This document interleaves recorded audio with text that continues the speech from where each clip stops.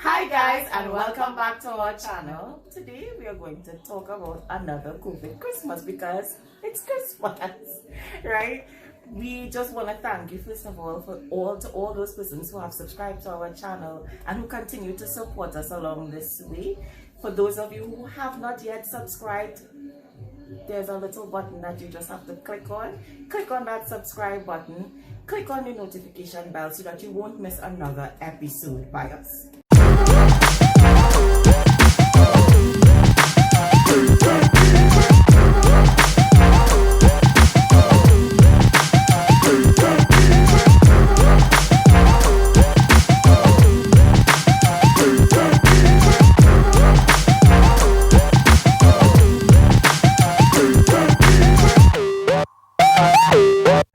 We're going to talk about another COVID Christmas.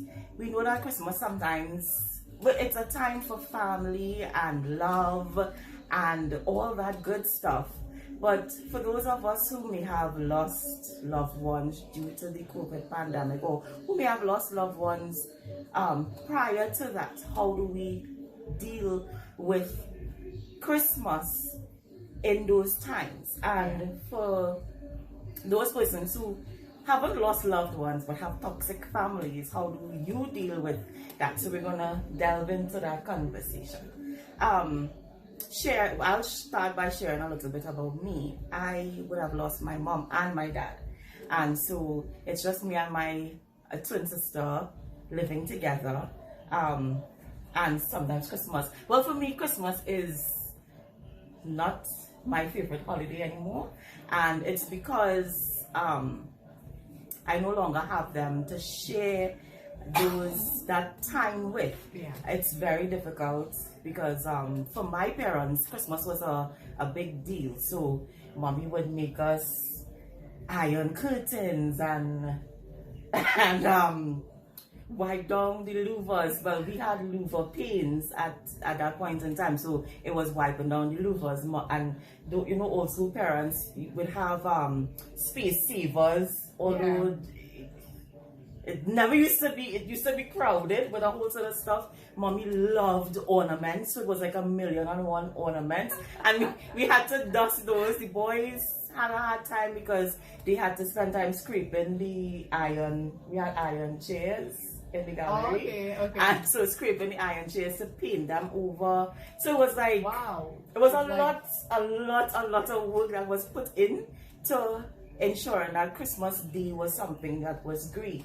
And then on Christmas morning, Daddy would come out. Well, Daddy loved music, so he would come out and he would play Scrunter and Sugar Loose and all these other soca para. Yeah.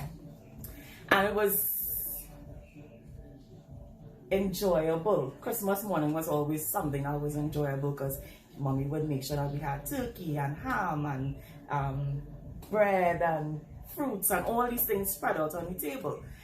So that now when I have to do Christmas and it's just Corinne and I, it's very difficult. And our house was always full because our house was the entertainment hub. So everybody would come over to our house to spend Christmas Day. So now when it's just the two of us, it's very difficult to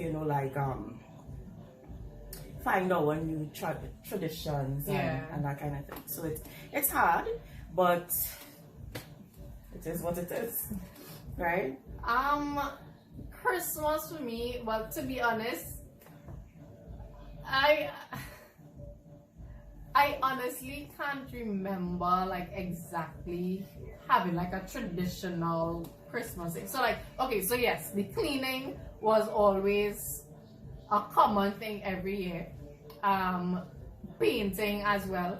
I particularly didn't enjoy that aspect of it because it just felt so unnecessary. Like, you had a whole year to do all of these things. No, it can't be whole year to do all those things. Listen, you need to space it out. I hated it all. Rome wasn't built in a day, alright? You can space it out. Why it is that around Christmas time, the tradition is to clean everything, and literally everything, things that you're not even going to use, first of all, I don't even know why we have things in our house that we don't use, but that's not something fun. Because your parents got wedding gifts.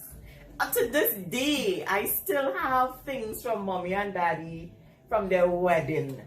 Okay, so I understand, you know, and so sentimental value. Sentimental things, right?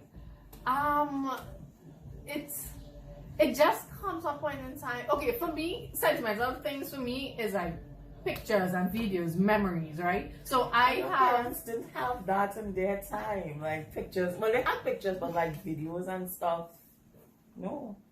So they would have whatever they had to hold on to, which would have been like for my father records. Like when my dad passed, and I did the first clean of the house, and I went up on the cupboard, it was boxes upon boxes upon boxes of records, and I was like, Daddy was a hoarder, Mommy was a hoarder, and but that's a good point though. Where like the generation before us, they are the what generation it was called? They were the baby boomers. Baby boomers. Yeah. They are really hoarders too. Like literally. Because my parents like to hold on to this, and I'm like, yo, this is too much. But back to the cleaning, right? It just seemed like it was really unnecessary. Yes, it is really when you wake up Christmas morning and the place just looks all different. It really does bring a different vibe to Christmas Day itself. Our tradition was basically, well, we used to wake up, you have breakfast, and then you open gifts, and then you bathe, get ready because it's time to cook, because mommy does have a whole spread. And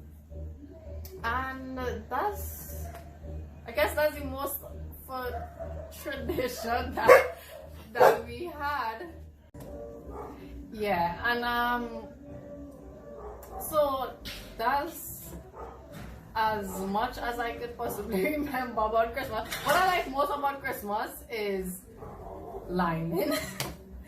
Yeah. But you're not surprised we didn't have that. Like we didn't, like, you know how people would be moving from house to house and yeah, like leading up to Christmas Day, even Christmas Day, even like the whole entire Christmas season, we used to like go by somebody, you know, like that was the best part about Christmas for me, liming and drinking.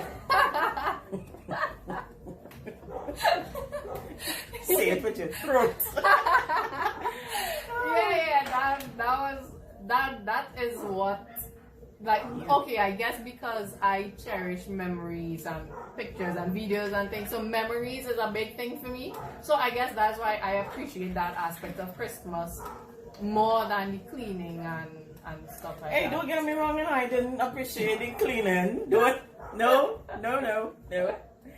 I did not like the idea that we had to, on Christmas morning, we were still practically, the house was still practically topsy-turvy, and we were trying to get it back together, and you couldn't sleep until the house was back together. I remember like, Christmas was like that. No, so now for me, I try to finish cleaning, doing my work prior to Christmas Eve.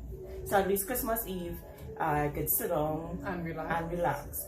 For me this year, I decided that I have to embrace the fact that it's just Corinne and I, and because so my father passed in 2015, and after he died, it was like every year trying to fill that gap. So it would be inviting my siblings over for Christmas Christmas lunch, and trying to going to visit Cohen.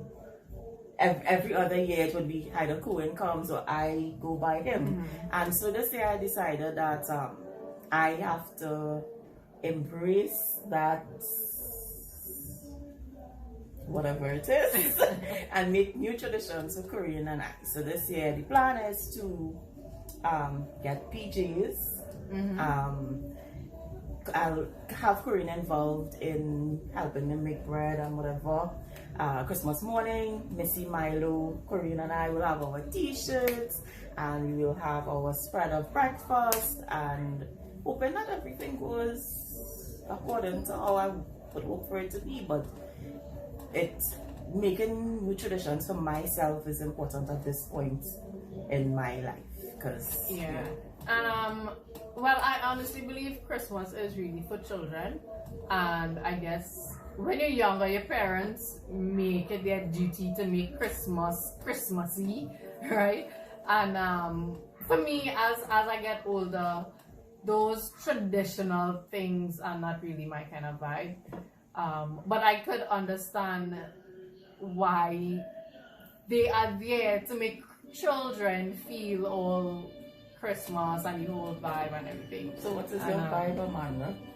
I just want lime. I just give me things to drink, things to eat. My vibe, right? Yeah. I get you. Yeah.